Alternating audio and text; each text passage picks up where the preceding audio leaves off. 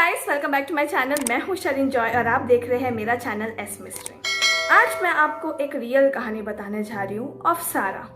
एक दिन सारा के घर पे एक छोटा सा पुअर लड़का आता है और उससे पानी मांगता है। उसके कपड़े और उसकी हालत देखकर सारा को ऐसा लगा कि शायद वो भूखा भी हो सकता है एंड इस वजह से ही वो उसको पानी की जगह एक बन और मिल्क देती है। ये देख के लड़का बहुत खुश हो गया। उसने खुशी से वो खाया और उसके बाद उसने सारा से पूछा कि मुझे इस बन और दूध के लिए कितने पैसे देने होंगे। तो सारा ने मुस्कुराते हुए कहा कि तुम्हें कोई पैसे देने की जरूरत नहीं। ये सुनकर लड़का खुश हो जाता है और वहां से चला जाता है। इस इंसिडेंट के होने के कुछ सालों बाद सारा अब फिलहाल बड़ी हो चुकी होती है and she has become a lady.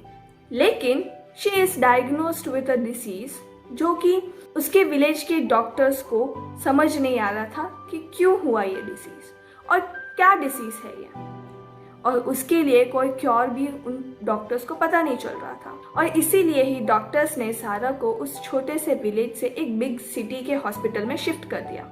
अब वहाँ के डॉक्टर्स को भी समझ नहीं आ रहा था कि आखिर सारा को हुआ क्या है। लेकिन उस बिग सिटी के हॉस्पिटल में से एक डॉक्टर ऐसा था कि उसको सारा के ऊपर गिव अप नहीं करना था एंड उसको कैसे भी करके सारा की जिंदगी बचानी थी। उस डॉक्टर के बहुत कोशिशों के बाद भी सारा में कोई इम्प्रूवमेंट नहीं आ रहा था। एक दिन जब वो डॉक्टर घर पे होता है तब नर्स का फोन आता है कहते हुए कि सारा की कंडीशन और खराब हो रही है। ये सुनते ही वो डॉक्टर वापस हॉस्पिटल पहुंच जाता है और देखता है कि सारा के ऊपर कई सारे मशीन्स लगाए हुए हैं और सारा की पूरी स्किन वाइट कलर की हो चुकी होती है, एकदम पेल हो चुका होता है और ऊपर से उसकी हार्ट बहुत ही सॉफ्टली बीट कर रही होती है। ये देख के उसको समझ में आ गया था कि सारा अब ज़्यादा समय तक जिंदा रहेगी नहीं। इस इंसिडेंट के हुए एक हफ्ते तक जब सारा में कोई इम्प्रूवमेंट हो नहीं रहा था तब उस डॉक्टर ने फाइनली गिव अप करने का सोचा and before giving up doctor ने आखिरी बार सारा का हाथ पकड़ा और उससे कहा कि your life matters the most. ये सुन के सारा के जो फिंगर्स थे वो हल्के से मूव कर गए एंड ये बात डॉक्टर ने नोटिस किया। ये नोटिस करने के बाद डॉक्टर को और भी विश्वास आया खुद पे एंड ही न्यू कि he can save this girl. इसीलिए फिर आगे एक और हफ्ते उसने उससे जो भी हो सकता था वो सब किया उसकी जिंदगी बचाने के लिए। अब इतने ही वक्त में हेड डॉक्टर उस डॉक्टर से कहते हैं कि अब सारा को सर्वाइवल मशीन से हटा दे क्योंकि सारा के बचने के चांसेस सिर्फ 1% थे एंड ऊपर से उसको बचाने के लिए हॉस्पिटल को बहुत खर्चा हो रहा था। लेकिन उस डॉक्टर ने हेड डॉक्टर से रिक्वेस्ट किया कि उसे एक आखिरी मौका दे and it was a now or never situation. वो जानते थे कि अगर इस बार भी डॉक्टर फेल हुए देन सारा के पास बचने के कोई चांसेस नहीं थे। लेकिन उसी दिन कुछ घंटों बाद सारा में मिराक्युलसली इम्प्रूवमेंट्स दिखाई दी and within 2 weeks she was completely cured और वो चलने लगी थी। Doctor had a complete relief in his heart because he was finally able to save her. सारा ठीक होने के बाद वो खुश तो थी लेकिन साथ ही साथ शी वॉज टेरिफाइड बिकॉज उसको पता था कि इतने बड़े हॉस्पिटल में इतने समय तक रहने के बाद ऑब्वियसली वो बिल बहुत ही ह्यूज होगा and that she has to work her rest of her life to pay that bill. जब नर्स ने सारा के पास आके उसको बिल थमाया वो बिल देख के सारा चौंक गई क्योंकि उस बिल में लिखा था that your bill has been paid by a glass of milk and a bun. Sincerely, काइदो। ये पढ़ने के बाद उसे पता चल गया था कि ये डॉक्टर और कोई नहीं बल्कि वो छोटा गरीब लड़का था जो उसके पास कई साल पहले पानी मांगने आया था। And then she was completely relieved and was happy. उस डॉक्टर का नाम था काइदो एंड जब वो छोटा था तब उसकी फैमिली बहुत ही पुअर थी। उसके फैमिली को सपोर्ट करने के लिए और उसका ट्यूशन फीस भरने के लिए वो काम करता था। उससे जो भी काम हो सकता था वो सारा काम करता।